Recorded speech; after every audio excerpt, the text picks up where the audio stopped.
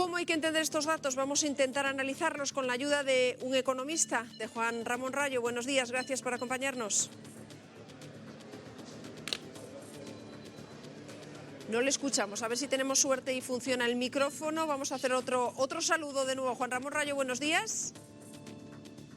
¿Qué tal? Buenos días. Perfecto, ya le escucho, ya me quedo más tranquila. Bueno, vamos a ver si ayudamos a la gente a entender cómo tenemos que interpretar estos datos, porque estamos hablando de que si juntamos estos datos del segundo trimestre, los datos de empleo, de la creación de empleo, sería un dato muy relevante. Si lo comparamos con los últimos años, pues incluso el mejor en 10 años, ¿es así? Sí, efectivamente, los datos de creación de empleo en este segundo trimestre con respecto al primero son el mejor dato intertrimestral de toda la serie histórica. Esto, pues bueno, lo que viene a demostrar es que, pese a que la economía española se está ralentizando un poquitín en función de la subida del precio del petróleo, pues el dinamismo del mercado laboral todavía continúa, todavía prosigue, y creo que es un dato, ya digo, muy importante, que se suma a varios años de creación intensa de empleo. En los últimos 4 años se han creado alrededor de 2 millones de puestos de trabajo, por tanto dinamismo y continuidad de ese dinamismo. Esto curioso porque se corresponde al segundo trimestre y el segundo trimestre lo gobernó mayoritariamente Rajoy, pero al final Pedro Sánchez. ¿A quién le atribuimos los éxitos? ¿A las políticas de empleo, a las coyunturas internacionales? Bueno, yo creo que desde luego los políticos no crean riqueza, lo que pueden hacer en todo caso es destruirla.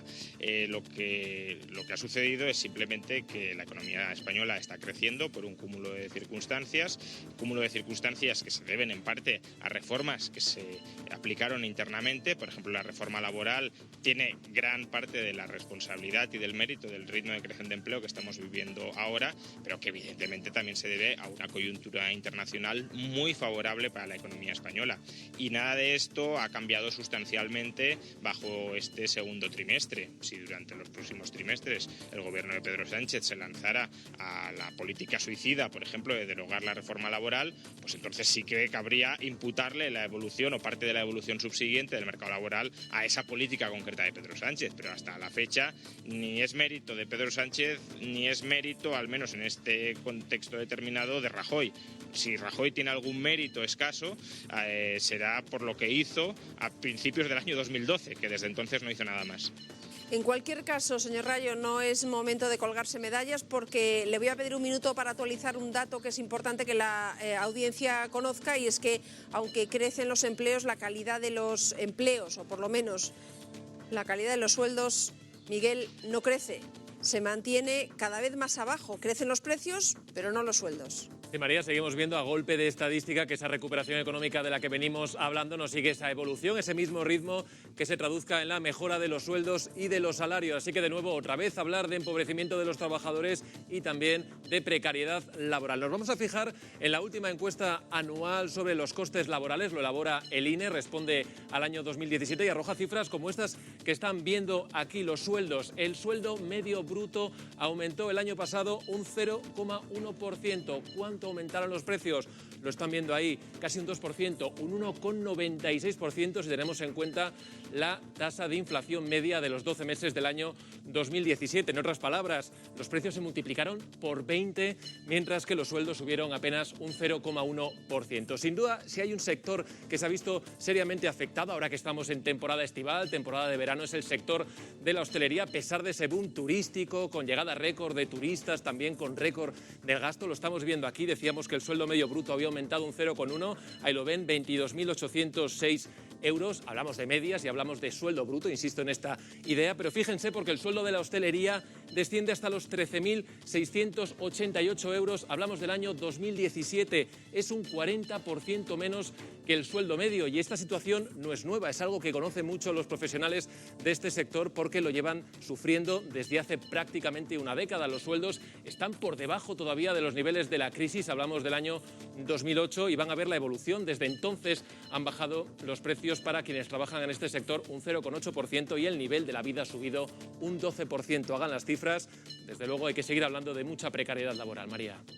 Vamos a preguntarle, Miguel, vamos a preguntarle a nuestro economista, ¿estamos condenados a esa precariedad, a seguir creando empleos de baja calidad?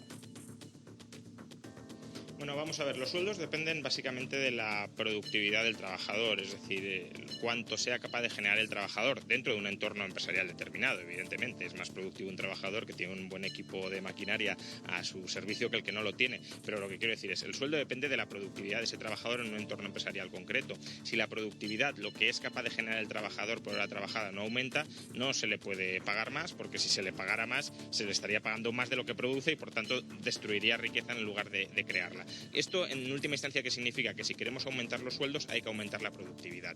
Para aumentar la productividad hay que hacer muchísimas cosas, pero hay una condición previa que es imprescindible o prácticamente imprescindible, y es que no haya mucho desempleo. Mientras haya desempleo, digamos, al empresariado le sale mucho más a cuenta contratar a un trabajador que mejorar la calidad del trabajador que ya tiene, contratar a un nuevo trabajador que mejorar la calidad del que ya tiene. Entonces, ¿cuándo se empieza a invertir desde la empresa intensamente en mejorar la calidad de cada puesto de trabajo? Pues cuando el mercado laboral apenas ofrece nuevos trabajadores y por tanto si el empresario quiere generar más ingresos lo tiene que hacer mejorando la calidad de los trabajadores existentes.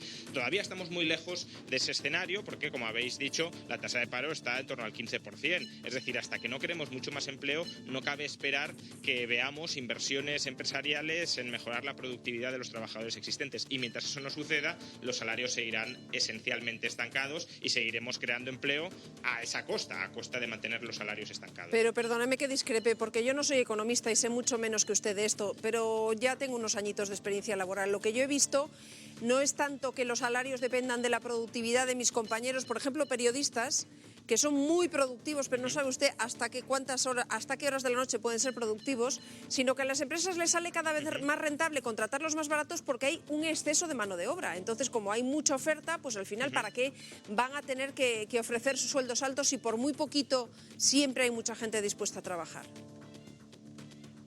Sí, primero, nos referimos no tanto a la productividad de los trabajadores que están contratados ya, sino a la productividad de los trabajadores que se van a contratar.